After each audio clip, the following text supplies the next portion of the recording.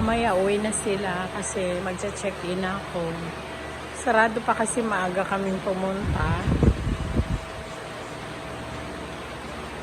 So, dito muna kami sa waiting area. Waiting lang akong mag-open doon. Tapos mag-check-in ako. Uwi na ang kalalags ko.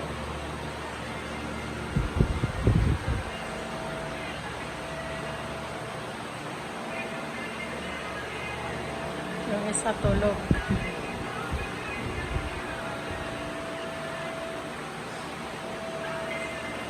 Naghatid sa amin.